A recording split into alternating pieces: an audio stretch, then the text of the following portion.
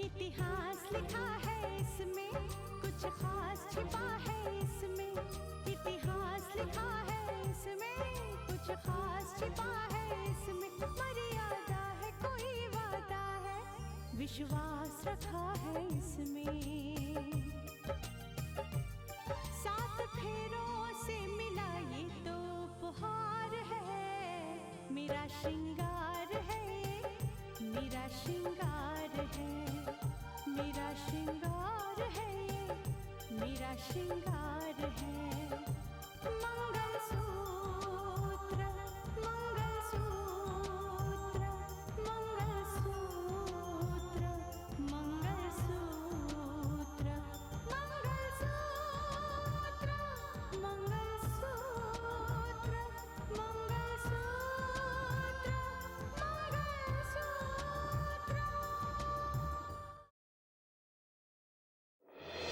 कहीं आपका इशारा रितिका वाले केस की ओर तो नहीं है? बिल्कुल ठीक समझे आप। 15 साल पहले मिस्टर जमालुद्दीन जब भोपाल से यहाँ आए थे तब एक मामूली से सेल्समैन थे। उसके बाद गुलशन शाह की कंपनी ज्वाइन की इसने, वहाँ कार्यकर्ता का काम करता रहा। फिर अचानक खुद का बिजनेस शुरू कर दिया, खुद की कंपनी फ्लोट कर दी। राहुल मुझे भूलकर दिव्या को अपना ले, इसके लिए मुझे राहुल को छोड़कर किसी और को अपना बनाना पड़ेगा। लोग तो यही कहेंगे ना कि उस घर में रितिका ने कदम रखा और उसकी सासू माँ को घर छोड़ने पर मजबूर कर दिया। बेटा वो नाराज होकर अपने पिता के घर गई है और पिता का घर बेटी को ज्यादा दिनों तक रास नहीं आता है। चिंता मत करो, वो आएगी, बहुत जल्द वापस आएगी, देख लेना।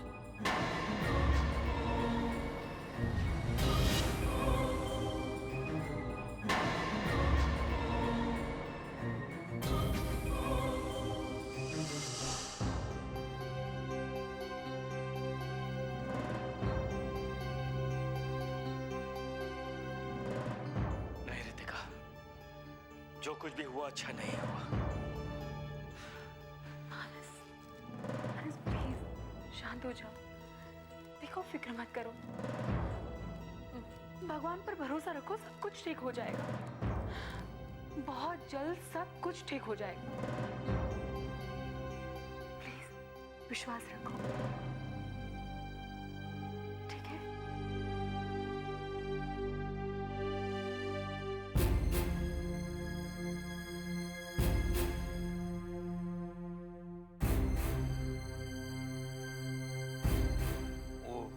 डॉक्टर साहब, हम अर्जुन के बारे में जानना चाहते रहे। देखिए उसकी जान तो खतरे से बाहर है और हमें उम्मीद थी कि शायद उसकी याददाश्त वापस आ जाए, लेकिन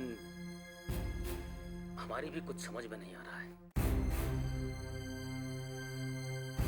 अच्छा एक बात बताइए, कई महीने पहले उसकी याददाश्त चली गई थी लेकिन अब भी वो उसी तरह खामोश पड़ा है। उसका चेहरा बहुत बुरी तरह से खराब हो गया था डॉक्टर साहब। हाँ, उसका चेहरा तो इस कदर जख्मी हो गया है कि ठीक होने के बाद अगर वह खुद भी अपने आप को आईने में देखेगा तो शायद डर जाएगा। डॉक्टर साहब, नहीं, उसका चेहरा ठीक कर दीजिए आप, कौन तरह से उसका चेहरा ठीक करवा दीजिए। उसके लिए प्लास्टिक सर्जरी करनी पड़ेगी और इसमें काफी खर्च आता है। अर्जुन का चेहरा ठीक करने के लिए हमारे पास कोई और रास्ता नहीं है। उसकी चिंता ना कीजिए आप, बिल्कुल उसकी चिंता करने की जरूरत नहीं है। चाहे जितना पैसा लगे डॉक्टर साहब, हम सब बंदोबस्त कर लेंगे, पर उसका चेहरा आप ठीक करवा दें। ठीक है, मैं तैयारी करता हूँ। जी धन्यवाद।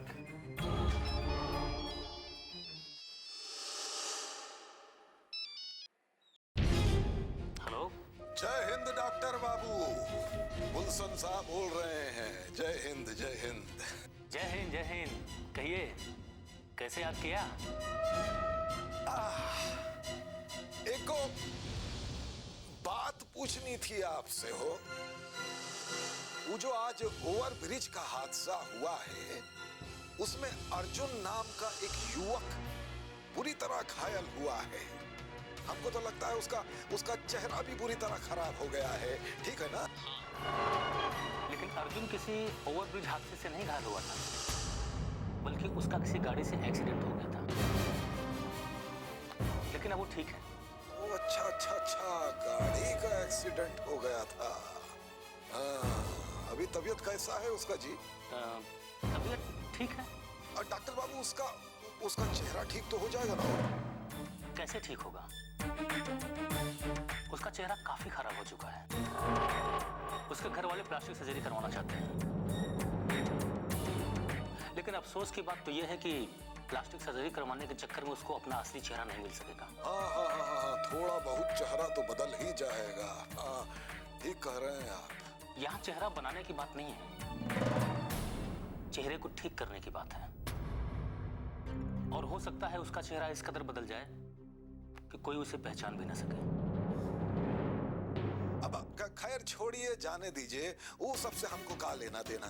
हम तो खाली इसके लिए फोन किए थे कि ओवर ब्रिज का जो हादसा हुआ है, सरकार सबको मुआवजा दे रही है, तो उस बेचारे को भी मुआवजा मिलना चाहिए, हैं? लेकिन यहाँ तो बात ही कुछ और है। उससे हमें का लेना देना। चलिए जी, धन्यवाद। जय हिंद। जय। भैया, ये मामला तो हमारा फेवर में बैठ गया हो।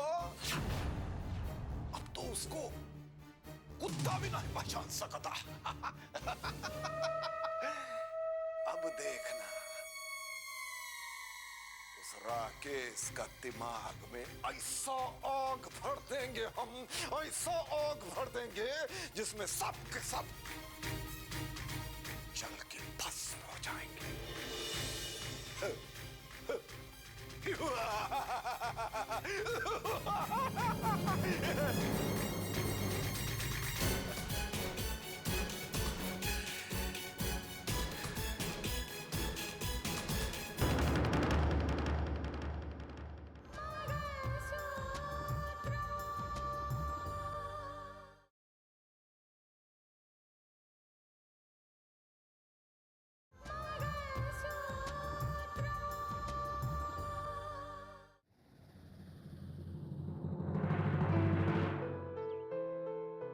फाइल कहाँ गई?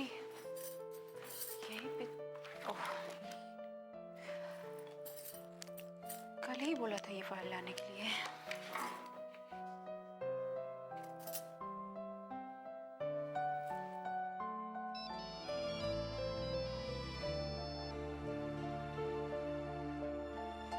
हेलो, कैसी हो बेटी?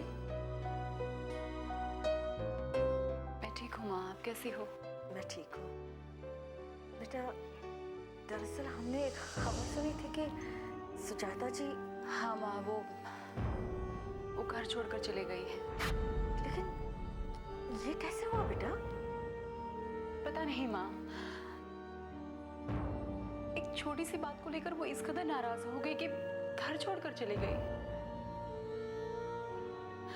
पापा जी ने भी उनको समझाने की बहुत कोशिश की, लेकिन उन्होंने किसी की नहीं सुनी। बहू के घर में कदम रखते ही सास घर छोड़कर चली जाए, इसमें बदनामी और किसी की नहीं बेटा, बहू की होती है। उन्होंने एक बार भी नहीं सोचा कि उनके इस कदम से तुम्हारी कितनी बदनामी होगी। पता नहीं माँ, मुझे कुछ पता नहीं है कि उन्होंने क्या सोचा। देखो बेटा, नया घर है, नए नए रिश्ते हैं, तुम पूरी कोशिश करना कि कभी किसी किस्म की कोई भी बदनामी ना हो।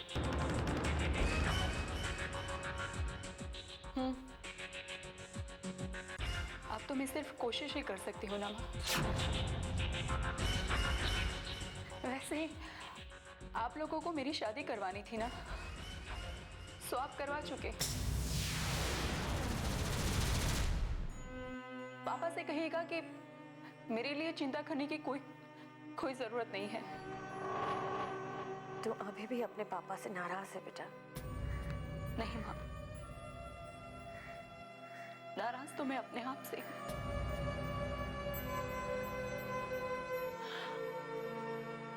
अपनी अपनी तकदीर से हूँ।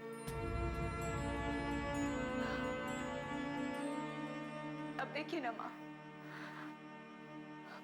माँ जी को एक ऐसी बहू चाहिए थी जो घर में रहकर उनकी सेवा करे, उनकी देखभाल करे, उनकी हर बात माने।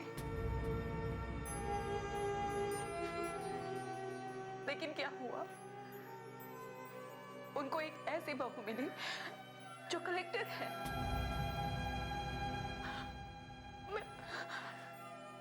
मैं लाख कोशिश करती हूँ लेकिन उनको मना नहीं पा रही हूँ। आप ही बताइए इसमें मेरी क्या गलती माँ? मैं बाद में फोन करती हूँ आपको। अपना ख्याल रखना बेटा।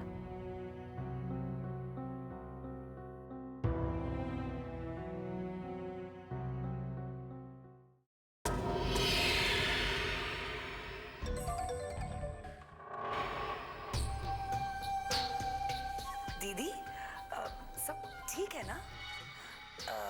रितिका उस घर में खुश तो है ना? जिस घर में जाते ही पहले ही दिन ऐसा सब कुछ हो जाए कि सबके दिलों में दरार पड़ जाए, उस घर में भला कोई भी बहू कैसे खुश रह सकती? दीदी शादी तो आप लोगों ने बड़ी जोरों शोरों से की, लेकिन उसका पछतावा मुझे आपकी आंखों में दिख रहा है। हमें कोई पछतावा नहीं है, हाँ, लेकिन जो कुछ भी सुना है उस पर अफसोस जरूर हो रहा है।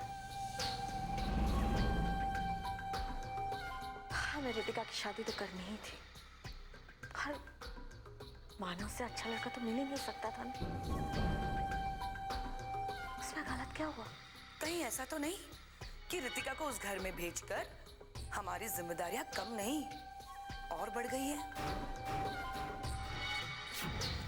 वैसे दीदी मैं जो बोलूं बात चुप ही जाती है ना?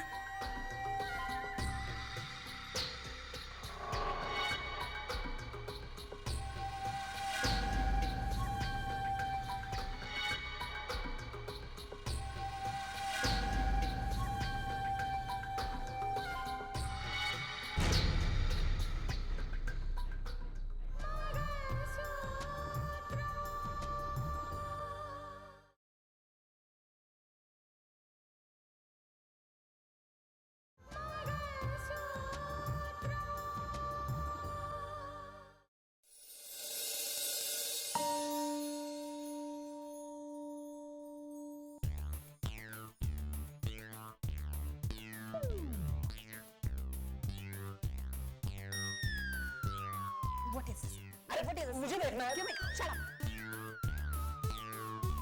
सिर्फ ये देखिए। अरे मुझे सॉन्ग देखना है यार। देखो देखो, ये क्या मैं देख रही हूँ ना, मुझे देखने दो और चुपचाप देखो। Right, this is not fair, इसलिए चुपचाप देखो। बोरिंग। नो पला पला, नो ला ला ला। गजब खुदा का हाल ये हो गया है कि घरों में कुरान की तिलावत की जगह ये गीत और ड्रामे गूंजते हैं। अरे बंद करो इसे। चैनल देखना गोया जिंदगी में खाने पीने की तरह लाजमी हो गया है। हाय दादी, नाराज क्यों होती हो? वैसे भी आपका पोता और बहू भी तो बहुत शौक से देखते हैं। अरे अगर चैनल देखना ही है तो कोई और चैनल देख लो, यही चैनल देखना जरूरी है क्या? इस चैनल पे तरह तरह की ज्वेलरी डिजाइन आती हैं, तरह तरह की ड्रेसेस आती हैं, बहुत ग्लैमर है इस चैनल में। बेटा अगर जेवर और कपड़े ही देखने हैं तो बाजार चली जाया करो। सॉरी दादू, मैंने टीवी बंद कर दिया। आपका हुक्म सर आंखों पर। मेरा हुक्म नहीं बेटा, अल्लाह का हुक्म जानो। जिन घरों में तिलावत गूंजनी चाहिए वहाँ ये बेहुदा गीत और बातें गूंजती रहती हैं। ये तो डूब मरने का मकाम है। हम तो बस नाम भर के मुसलमान रह गए।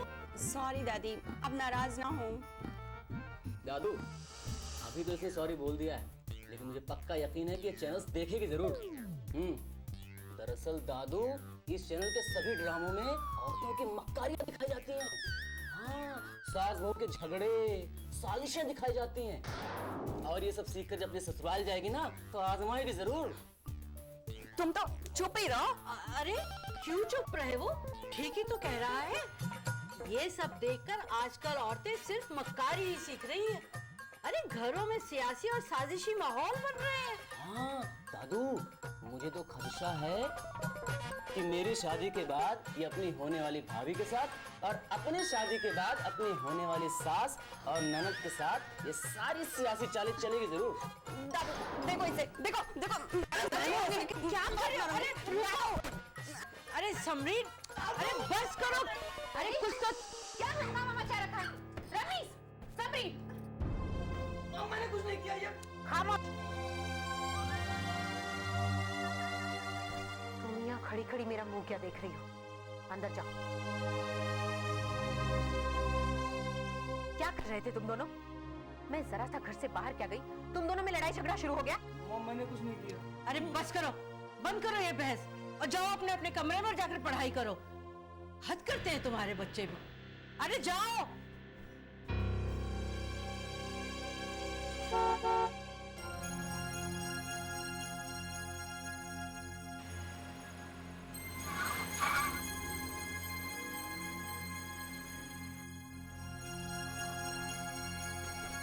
मानो, मानो ये बैग लेके जाओ। अस्सलाम वालेकुम अम्मी जान। वालेकुम अस्सलाम बेटा। क्यों बेटा, रात देर से घर आने की आदत गई नहीं अभी तक तुम्हारी? घर तो ये अक्सर जल्दी आ जाते हैं अम्मी जान, बस आजकल ही जरा। क्यों? अगर शिरीन यहाँ नहीं है तो क्या हुआ? तुम हो, बच्चे हैं। वैसे भी अब उम्र वो नहीं रही बेटा। ज्यों ज्यों उम्र बढ़ती है एहतियात लाजमी है। वक्त पर खाना, वक्त पर सोना और जागना जरूरी है। ये तो अभी भी अपने आप को जवान समझते हैं। क्यों? जवान नहीं तो क्या हुआ? दिल तो जवान है। मैं तंदुरुस्त हूँ और सेहत याफ्ता हूँ। हाँ हाँ बिल्कुल। तो फिर कर लीजिए ना एक और शादी, ताकि रोज शाम को 5 बजे ही घर आ जाया करें, या फिर घर से जाए ही नहीं।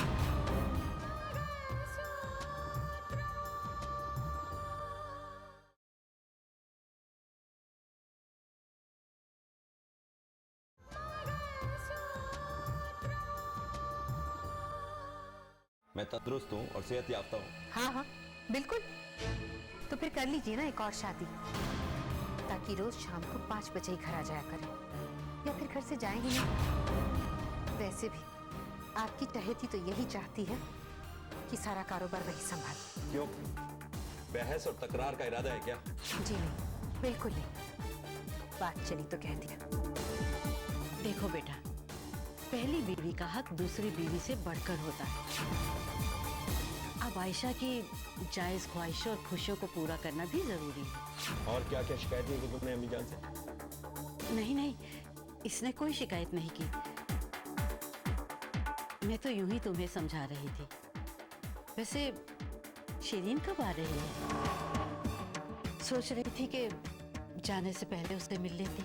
अम्मी जान वो कल शाम तक आ जाएगी। बानो। जी साहब जी। शिरीन मेम साहब कल आ रही है अमेरिका से, उनका कमरा साफ करके रखो। जी अच्छा साहब जी। जाओ।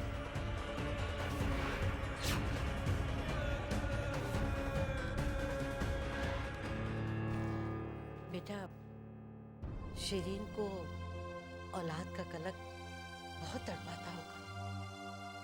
एक अच्छा डॉक्टर है हमारे शहर में, एक बार शिरीन की जांच उससे भी करवा लो। अम्मी जान, वो अमेरिका इसी सिलसिले में गई है। खुदा हाफिज। अल्लाह उसकी गोद भर दे।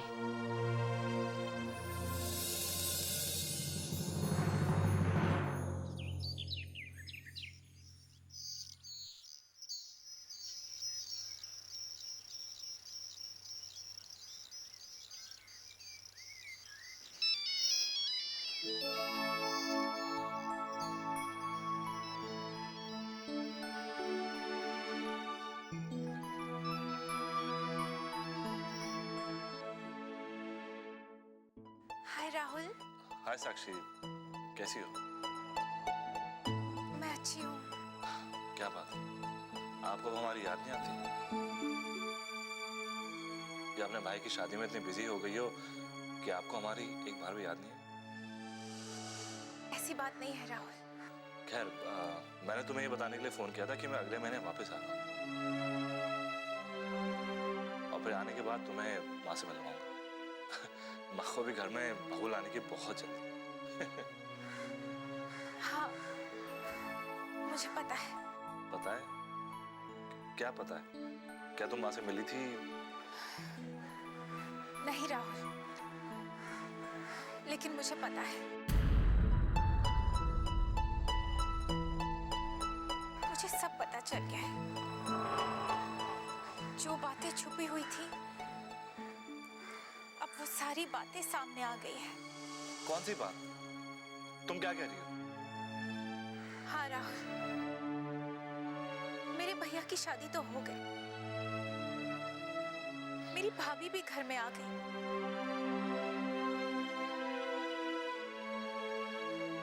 तुम शायद मेरे भैया को नहीं जानते, पर मेरी भाभी को जरूर जानते होंगे। तुम क्या बात कर रही हो साक्षी? मुझे कुछ समझ नहीं आ रहा। मैं तुम्हारी भाभी को... हाँ राहुल, मैं अपनी भाभी का परिचय दूं तुम्हें। वो कलेक्टर है।